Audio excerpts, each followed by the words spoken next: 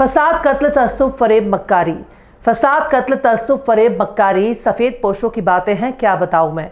सलाम, नमस्ते, सत श्री अकाल। मैं हूं आपके साथ हर्षिता मिश्रा और आप देख रहे हैं टाइम्स मेल। पान सिंह तोमर मूवी में एक्टर इरफान खान ने अपने एक डायलॉग में कहा था कि जंगल में बागी रहते हैं और संसद में डाकू। कुछ यही हाल इस वक्त हमारे संसद में देखने को मिल रहा है। चोर, बलात्कार, डकैती, लूट और हत्या के इल्जामों में घिरे मान्यों की भीड़ संसद पहुंच जाती है, लेकिन संसद पहुंचने के बाद लोकतंत्र के चीरहरण के कई नजारे देखने को मिल जाते हैं। इस संसद सत्र में अडानी के खिलाफ विपक्ष ने बीजेपी की टांग तोड़ रखी है। हालांकि अडानी के मुद्दे पर जो विपक्षी पार्टियां कांग्रेस को छोड़कर खामोशी से किनारे हट गई थी, उन्हीं पार्टी को अमित शाह के बयान से एकजुट होने का मौका मिल गया। जिस तरह से बाबा साहब भीमराव अंबेडकर को लेकर बेतुके बयान देने का इल्जाम केंद्रीय गृह मंत्री अमित शाह पर लगा है, ये बयान बीजेपी के गले की हड्डी बन गया है। विपक्षी अमित शाह को हटाने की मांग कर रहा है। इसके साथ ही अमित शाह पर सार्वजनिक तौर पर माफी मांगने के लिए भी दबाव बढ़ता जा रहा है। वहीं बीजेपी यही बताने की कोशिश कर रही है कि कांग्रेस वाले खुद अंबेडकर के विरोधी हैं। यहां पर बीजेपी ने यह नहीं बताया कि अमित शाह ने जो बयान दिया वो बेतुका है या नहीं, पर यह जरूर बताने की कोशिश हो रही है कि हमारे बच्चे ने अगर चोरी कर ली है तो क्या हुआ, तुम्हारे बच्चे ने भी तो चोरी की थी। खैर, बीजेपी अपनी विचारधारा से अलग नहीं हो सकती है। संघ परिवार की विचारधारा को ढकी छुपी विचारधारा नहीं है। संघ के सबसे बड़े अधिकारी पहले भी संविधान को मानने से इनकार कर चुके हैं। मोहन भागवत अपने बयान बार बार बदलते रहते हैं, इसलिए इनके किसी भी बयान को गंभीरता से नहीं लिया जाता। पर पिछले संघ प्रमुखों के बयान बिल्कुल साफ थे, जिससे पता चलता है कि संघ हमारे देश के संविधान में यकीन ही नहीं रखता। पर बाबा साहब के बारे में अमित शाह के बेतुके बयान को दबाने के लिए अब सांसद राहुल गांधी को घेरने की तैयारी तेज हो गई है। बीजेपी ने अपने सांसद प्रताप सारंगी को बिल्कुल कुर्बान कर दिया है। सारंगी का इल्जाम है कि राहुल गांधी ने उनके साथ धक्का मुक्की की है और उनका सिर फोड़ दिया। पर प्रताप सारंगी के सिर फूटने की तस्वीरें अभी भी मीडिया से बाहर हैं। ना तो प्रताप सारंगी के माथे पर चोट नजर आ रही है, ना तो के माथे पर खून की एक बूंद नजर आई, ना तो प्रताप सारंगी के किसी बात पर यकीन किया जा रहा है। और तो और महिला सांसद भी राहुल गांधी पर बहुत ही अजीबोगरीब इल्जाम लगा रही हैं। आखिर कैसे विश्वास सारंगी को चोट का बन रहा है मजाक? आखिर कैसे अमित शाह का बयान बना बीजेपी के गले की हड्डी? आखिर कैसे अडानी के मुद्दे से भाग रही है बीजेपी? बताएंगे आपको और भी बहुत कुछ। लेकिन आप अगर हमारे चैनल पर नए हैं और पहली बार हमारी वीडियो को देख रहे हैं तो आप हमारे चैनल टाइम्स मेल को सब्सक्राइब कर लें, वीडियो को लाइक कर दें और बेल आइकन का नोटिफिकेशन बटन भी प्रेस कर दें, ताकि बिना देरी हमारी हर खबर आपको मिलती रहे। लौटते हैं आप खबर की तरफ।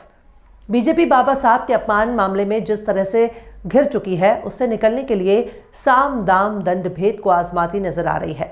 बाबा साहब के अपमान के मुद्दे पर चौतरफा घिरने के बाद बीजेपी सांसदों ने कांग्रेस पार्टी पर बाबा साहब अंबेडकर के अपमान का आरोप लगाया है और बकायदा संसद में विरोध प्रदर्शन भी किया। पर इस दौरान बीजेपी सांसद प्रताप चंद्र सारंगी ने राहुल गांधी पर गंभीर आरोप लगाया। उन्होंने कहा कि राहुल गांधी ने एक सांसद को धक्का दिया जो उनके ऊपर गिर गया, जिसके बाद वे नीचे गिर पड़े और उनके सिर में चोट लग गई। इसके अलावा कांग्रेस ने दावा किया है कि बाबा साहब अंबेडकर के अपमान का विरोध कर रहे मल्लिकार्जुन खड़गे और प्रियंका गांधी के साथ बीजेपी के सांसदों ने संसद के मकर द्वार पर धक्का मुक्की की गई। वहीं बीजेपी सांसद प्रताप चंद्र सारंगी ने कहा कि राहुल गांधी ने एक सांसद को धक्का दिया जो मेरे ऊपर गिर गया, जिसके बाद मैं नीचे गिर गया। मैं सीढ़ियों के पास खड़ा था जब राहुल गांधी आए और एक सांसद को धक्का दिया जो मेरे ऊपर गिर गया। वहीं मीडिया में प्रताप सारंगी की बेहद खराब होने की बात दोहराई जा रही है, जिसके बाद उन्हें एम्बुलेंस से अस्पताल ले जाया गया है। फर्रुखाबाद सांसद मुकेश राजपूत ने भी राहुल गांधी पर धक्का मुक्की का इल्जाम लगाया है। वो आईसीयू में भर्ती हैं। खैर, सोशल मीडिया पर आने वाली तस्वीरों से पता चल रहा है कि जैसे जैसे वक्त गुजर रहा है वैसे वैसे प्रताप सारंगी के सिर पर लगी चोट का दायरा भी बढ़ता जा रहा है और सोशल मीडिया पर प्रताप सारंगी का मजाक भी बढ़ता जा रहा है। ट्विटर पर पत्रकार रणविजय सिंह ने प्रताप सारंगी की एक तस्वीर को पोस्ट किया है, जिसमें प्रताप सारंगी के सिर पर लगी चोट का दायरा बढ़ता हुआ दिखाई दे रहा है। दोपहर 12 बजे प्रताप सारंगी के माथे पर छोटी सी पट्टी लगी थी, फिर 2 बजे की तस्वीर में भी छोटी सी पट्टी थी, पर शाम 5 बजे और रात 8 बजे की तस्वीर में प्रताप सारंगी के पूरे सिर पर चारों ओर पट्टी लपेट दी गई। प्रताप सारंगी की तस्वीर पोस्ट करके पत्रकार रणविजय लिखते हैं कि वक्त के साथ सारंगी जी की गहरी चोट होती जा रही है। मुझे बहुत फिक्र हो रही है, जल्द स्वस्थ हो यही कामना है।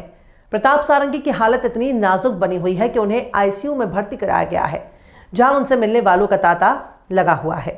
आईसीयू में भर्ती प्रताप सारंगी की हालत बहुत गंभीर बनी हुई है, पर वो अभी टर टर बोल पा रहे हैं। उनकी आंखें भी खुली हुई हैं। वो लोगों के साथ अपनी फोटो भी खिंचवा रहे हैं। पत्रकार वसीम अकरम त्यागी लिखते हैं कि धक्का लगने की वजह प्रताप सारंगी गंभीर रूप से घायल हो गए। पहली बार अस्पताल में इतना गंभीर रूप से घायल एक ऐसा शख्स आया है जिसकी गंभीर हालत देखकर डॉक्टर भी अपनी हंसी नहीं रोक पा रहे हैं। वहीं बीजेपी के सांसद अनुराग ठाकुर ने कहा कि हमने दिल्ली पुलिस में राहुल गांधी के खिलाफ मारपीट और उकसावे की शिकायत दर्ज कराई है। हमने मकर द्वार के बाहर आज हुई घटना का विस्तार से उल्लेख किया है, जहां एनडीए सांसद शांतिपूर्ण तरीके से विरोध प्रदर्शन कर रहे थे। हमने धारा 109, 115, 117, 125, 131 और 351 के तहत शिकायत की है। धारा 109 हत्या का प्रयास है। धारा 117 स्वेच्छा से गंभीर चोट पहुंचाना। वहीं समाजवादी पार्टी की सांसद जया बच्चन ने प्रताप सारंगी के चोट की घटना को नाटकबाजी करार दे रही हैं। वो कहती हैं कि सारंग जी एक्टिंग कर रहे हैं, ये सब बेकार है। हम सब सदन के अंदर जा रहे थे और जिस तरह से खड़े थे हमें अंदर नहीं जाने दे रहे थे। राजपूत जी, सारंगी जी और नागालैंड की महिला ने मेरे करियर में अब तक की सबसे अच्छी परफॉर्मेंस दी है। वे सभी एक्टिंग अवार्ड्स के हकदार हैं।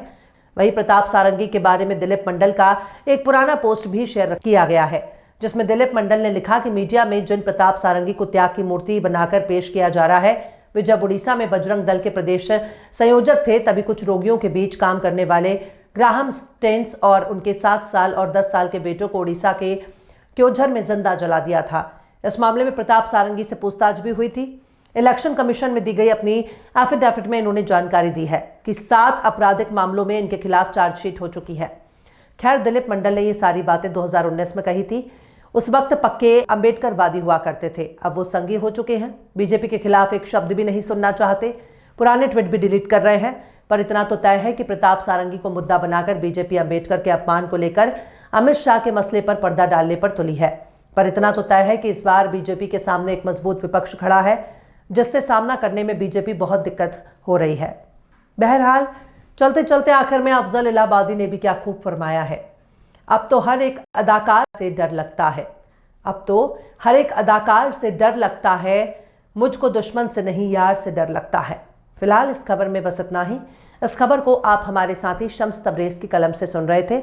आपको कैसा लगा कमेंट बॉक्स में जरूर बताइए। वीडियो पसंद आए तो लाइक करें। हमारे यूट्यूब के वीडियो लिंक को फेसबुक, ट्विटर, व्हाट्सएप पर अपने रिश्तेदार, यार, दोस्तों को भी शेयर करें। और बेबाक, निष्पक्ष, स्वतंत्र पत्रकारिता को सपोर्ट करने के लिए आप हमारे चैनल टाइम्स मेल को जरूर से सब्सक्राइब करें। और हाँ, बेल आइकन की घंटी वाली बटन भी आप जरूर से दबा दें ताकि आपको हमारे आने वाले नए वीडियो की नोटिफिकेशन फौरन ही मिल जाए। फिर मिलते हैं किसी और वीडियो में एक नई खबर के साथ। हर्षिता मिश्रा को दीजिए इजाजत। जय हिंद।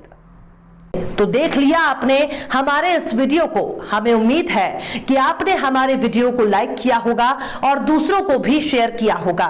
अगर अभी तक आपने हमारे चैनल टाइम्स मेल को सब्सक्राइब नहीं किया है तो जल्दी से सब्सक्राइब कर दें और बेल आइकन भी प्रेस कर दें।